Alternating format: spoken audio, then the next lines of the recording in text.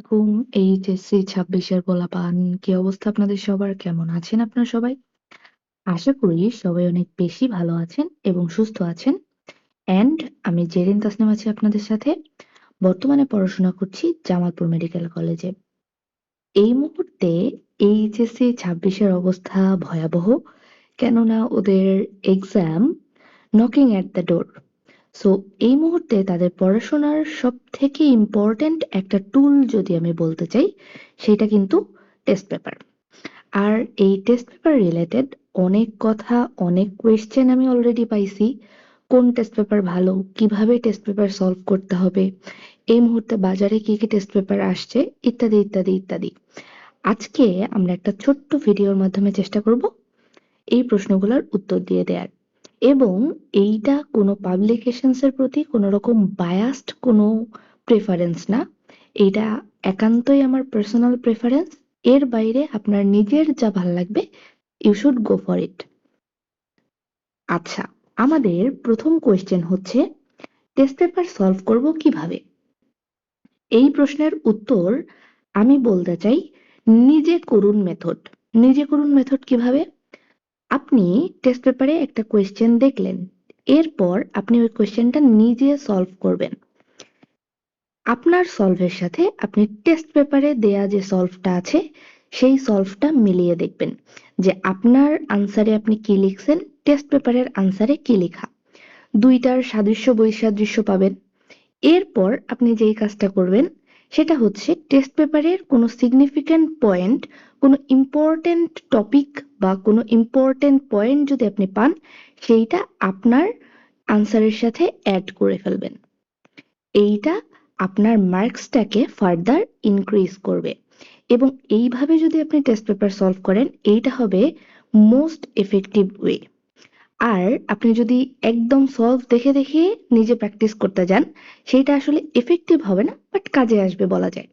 আমি আপনাকে most effective ওয়েটা বললাম, এবং আশা করি এইভাবে সলভ করলে খুবই ভালো প্রিপারেশন নেওয়া সম্ভব।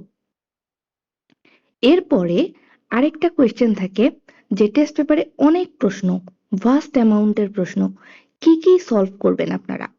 এখন আমি যদি বলি, 2019-এর পর 2026-এ প্রথমবার ফুল সিলেবাসে এইচএসসি পরীক্ষা হচ্ছে। 2020-এ পরীক্ষা হয় নাই, আর 21 থেকে 25 ছিল শর্ট সিলেবাস। তার মানে এই শর্ট সিলেবাস থাকাকালীন ফুল সিলেবাস থেকে তো কোনো কোয়েশ্চেন আসে নাই। এইবারই প্রথম ফুল সিলেবাস থেকে কোয়েশ্চেন আসবে। দ্যাট মিন্স বিগত 5 বছরের প্রশ্ন সলভ করলে হবে না। আপনাকে সবার আগে বোর্ড কোয়েশ্চেন সলভ করতে হবে, এবং সেটা অন্তত 2015 অথবা 2016 অবধি। শর্ট সিলেবাসের উপরে আমাদের মোটামুটি সবার একটা ভালো দক্ষতা আছে, কারণ আমরা শর্ট সিলেবাসটা নিয়েই বেশি পড়াশোনা করছি। কিন্তু ইট ইজ হাই টাইম আপনাদের ফুল সিলেবাসের কোয়েশ্চেন গুলা প্র্যাকটিস করা উচিত। সো আপনারা অবশ্যই বোর্ড কোয়েশ্চেন 2015 অথবা 16 পর্যন্ত সলভ করবেন। এটা গেল। এরপর আপনারা আপনাদের ডিভিশন অথবা আপনাদের বোর্ডের টপ কলেজগুলোর টেস্ট কোয়েশ্চেন সলভ করবেন। এইটার ফলে আপনাদের সিকিউ বা এমসিকিউ এর প্রিপারেশনটা কিন্তু সুন্দরভাবে কমপ্লিট হবে। এরপর আপনার যদি মনে হয় আমি আমার বুদ্ধিবৃত্তিক যে অ্যাবিলিটিটা আছে এটাকে আরেকটু যাচাই করতে চাই, তাহলে আপনি ক্যাডেট কলেজের কোয়েশ্চেনগুলো দেখতে পারেন। এটা সম্পূর্ণ অপশনাল, আপনার নিজের ইচ্ছা করলে দেখতে পারেন, কিন্তু এই দুইটা মাস্ট। এর সাথে আমি আরেকটা কথা বলতে চাই, অবশ্যই আপনারা বায়োলজির ক্ষেত্রে বই রিডিং পড়বেন। বই রিডিং পড়ার পরে টেস্ট পেপারে আসবেন। বই না পড়ে টেস্ট পেপার সলভ করা যাবে না। এটা বায়োলজির ক্ষেত্রে বললাম। ফিজিক্স কেমিস্ট্রির ক্ষেত্রে আপনার যে থিওরির নোট আছে সেই নোটটা একবার রিভিশন দিবেন, এরপরে এখানে চলে আসবেন। আদারওয়াইজ এখানে আসা যাবে না। এবং যদি সম্ভব হয় তাহলে অবশ্যই ফিজিক্স, কেমিস্ট্রি এইগুলার অনুশীলনীর এমসিকিউ গুলা সলভ করে ফেলতে হবে, অলসো ম্যাথ। ঠিক আছে, এইটা হচ্ছে একটু ডিফারেন্ট টিপস, বাট আমি মনে করি এইটা আপনাকে আপনার এইচএসসি পরবর্তী লাইফেও আগায় রাখবে। এরপর আরেকটা ইম্পর্টেন্ট কোয়েশ্চেন, কোন টেস্ট পেপার কিনবেন?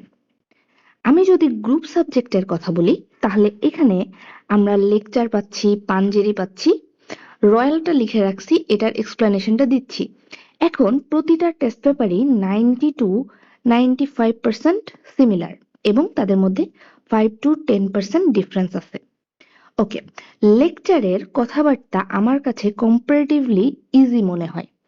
আমি নিজে আমার এইচএসসি লাইফে লেকচার ফলো করছি এবং আমার মনে হয় এটা গুড ফর প্র্যাকটিস, এটা প্র্যাকটিসের জন্য একটা ভালো বই। পাঞ্জেরির কথা যদি বলি, এইটার কথাবার্তা আমার কাছে একটু কঠিন মনে হয়, এটা যার যার পার্সোনাল চয়েস। আর রয়্যালের ক্ষেত্রে আমি যদি বলি, রয়্যালের বইটা বেশ ভালো গোছানো, কিন্তু রয়্যালের কিন্তু টেস্ট পেপার না, রয়্যালের মেইড ইজি। ঠিক আছে, আপনি এখানে সম্ভবত কলেজের কোয়েশ্চেন গুলান পাবেন না, কিন্তু বাকি গুলান পাবেন। So physics, chemistry, biology, math including ICT, আপনারা এগুলোর মধ্যে যে কোনো একটাতে যেতে পারেন। এরপর যদি বাংলার ক্ষেত্রে বলি, তাহলে ফার্স্ট পেপারের জন্য লেকচার অথবা পাঞ্জেরি, সেম প্রেফারেন্স আমার লেকচার।